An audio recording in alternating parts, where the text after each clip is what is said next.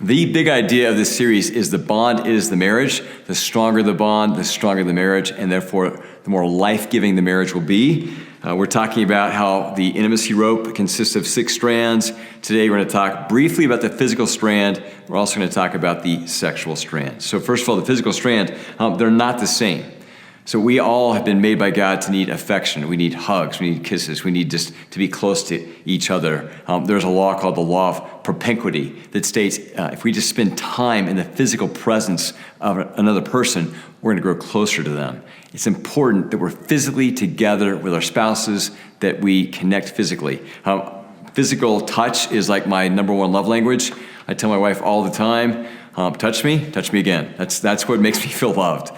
So it's important we work on the physical relationship, we're showing affection, but we also want to talk about the sexual strand of the relationship. Now, this strand is also very, very important because it acts as both a thermostat and a thermometer. So thermostats can set the temperature, thermometers read the temperature. If you are trying to diagnose how good is your marriage, then the stronger your sex life is, the healthier and more life-giving your sex life is, chances are the better your marriage is. But sex is also a thermostat. It increases the temperature of the marriage. This is why sex is so important. God created sex to be like a bonding drug. We know that when we have sex, we have oxytocin that gets released inside of our bodies, and we feel closer to our spouses. So God is unblushing in his endorsement in the scriptures about sex. He's written a whole book that I consider somewhat of a sex marital manual. It's in Song of Solomon. I'm going to read to you chapter 4, verses 1 through 6, to just show you how important the physical and sexual strands are in a marriage. Song of Solomon, chapter 4, verses 1 through 6. How beautiful you are, my darling. Oh, how beautiful. Your eyes behind your veil are doves. I asked my wife one time, I said, your eyes are like doves. And she smiled at me. I thought, how does she even know what I'm talking about? I said, what's that mean to you? And she says, your eyes are you're saying to me, my eyes give you peace. I go, you're right. Your hair is like a flock of goats descending from the hills of Gilead. Your teeth are like a flock of sheep just shorn, coming up from the washing. Each has its twin. This was written 2,500 years ago. Having all your teeth was a really big deal. Not one of them is alone. Your lips are like a scarlet ribbon. He's complimenting how beautiful and red her lips are. Your mouth is lovely. Your temples behind your veil are like the halves of a pomegranate. He's referring to the rosiness of her cheeks. He's starting at the top of her body. He's working his way down here. He says, your neck is like the Tower of David, built with courses of stones. On it hanging 1,000 shields, all of them shields of warriors. Apparently she has on a necklace and some earrings.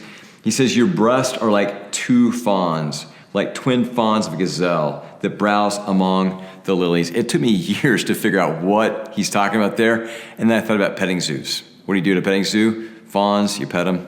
That's what he's talking about. We'll continue. Verse 6, until the day breaks and the shadows flee, I will go to the mountain of myrrh and to the hill of incense. So what's happening here? This man is physically arousing his wife. He's also using his words. He's affirming her. He's working his way down her body. He's physically touching her. And then he ends with his target, which is to make love to her. He's at the mountain of myrrh, and he's going to make love to her. In other passages in Song of Songs, the woman does the pursuing. But this passage and passages like it in Song of Solomon are God's unblushing endorsement of his desire for sexual love to take place between a husband and wife to strengthen the relationship. Now, every marriage has challenges in this area. If you have had trauma in the past, I would strongly recommend you pray through your trauma. You see a therapist, you work through that trauma. If you are not connecting in this area of your marriage, I strongly recommend seeing a therapist together. But we all have our challenges. And I think one of the biggest challenges for modern day marriages is just simply time and energy. Chris and I, we have a great sex life. We have 2 kids to prove it. We really enjoy each other. We enjoy being together sexually. But we have such a hard time just finding the time and energy to connect. By the time the kids go to bed, we're trashed. And so this may sound a little cold, but we have to schedule sometimes to be able to enjoy each other sexually. So we try to go to bed as early as possible. On our Sabbath, we take naps. I always wink about that. We take naps, and then we do weekend getaways as often as we can. Get a babysitter, get the kids taken care of, and just spend time together undistracted so we can enjoy each other and pursue each other. I want to encourage you to make the sexual strand and the physical strand a priority in your relationship. If you're not strong in those areas, please work on those two areas. So here is this week's I will statement.